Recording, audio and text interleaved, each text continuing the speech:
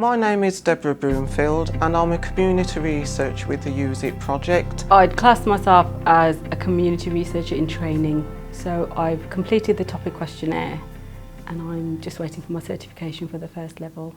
The value of community research for the community, in my opinion, is that it gives a bank of people skills.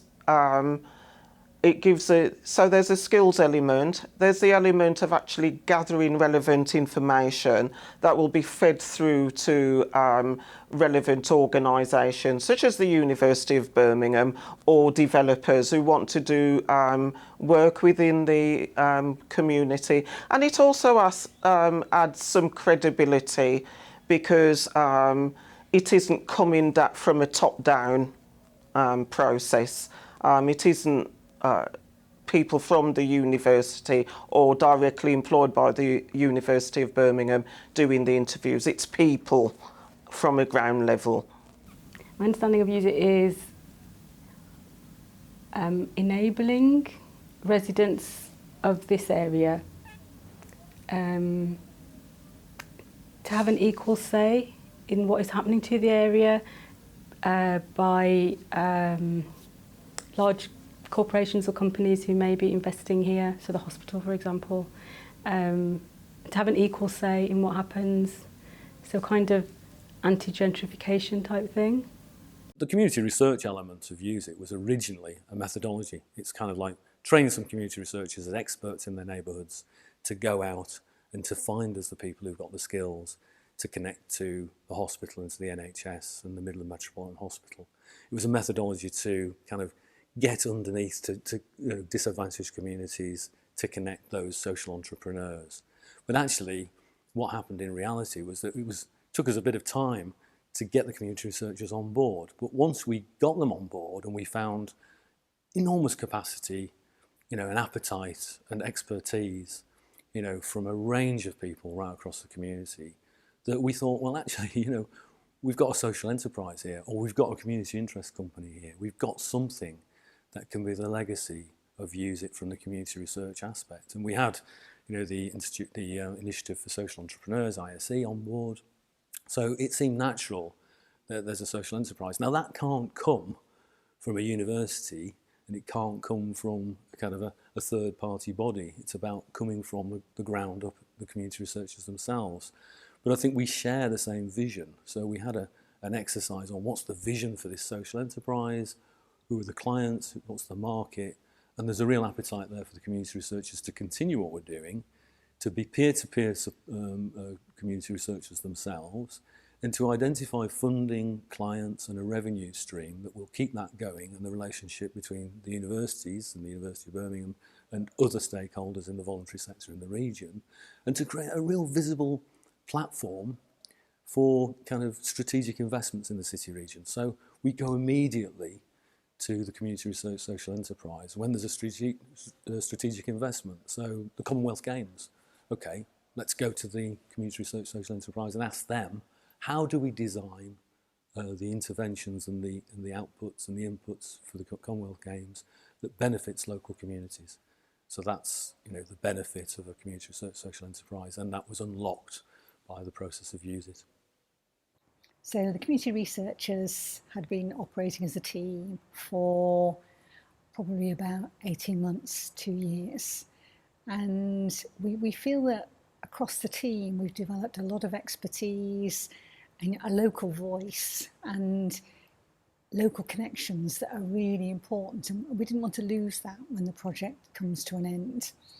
So discussions started about 6 months ago, looking at, well, what structure would we need to enable us to continue independently as an organisation?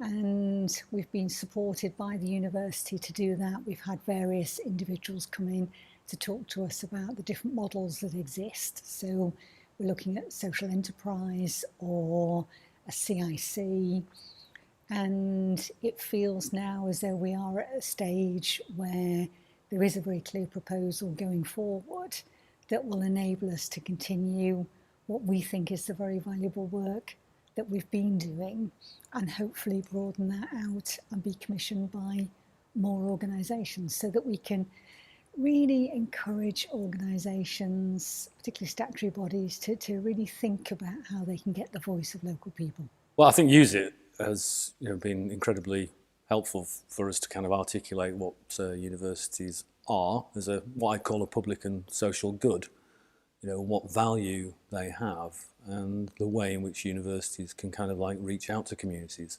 and break down some of the stereotypes of, what a university is for and also what research is about. And when we started Use It, we had an event, a workshop where we were asking that question about, what is the university for? Not just the University of Birmingham, but other universities. And, some of the messages we were getting back were, a bit negative about, the university's, kind of not consistent or it's not visible, etc. So, the university is a kind of a public and social good. Well, what does that mean? Well, there are tangible things like, can you use the swimming pool or can you use the running track or, is that accessible to the community? Or the sort of intangible things like research. And when you say research to communities, they get a little bit nervous. So we had to break that down and kind of like chunk it out to sort of say, well, it's, you can actually do this research because you're experts in your neighbourhood. So the community research aspect of Use It has really grown and flourished. We've kind of trained experts who are living in neighbourhoods. We've given them the skills and empowered them. And then they've gone on to, to deliver their own projects. We've got 28 projects at the moment, which are kind of delivering on a number of issues about urban transformation within the Use It area. I've been involved in a project that was commissioned by the Canal and River Trust, and they were really interested in two things. First of all, they wanted to understand the reasons why people do and don't use the canal, and what would encourage people to access it more.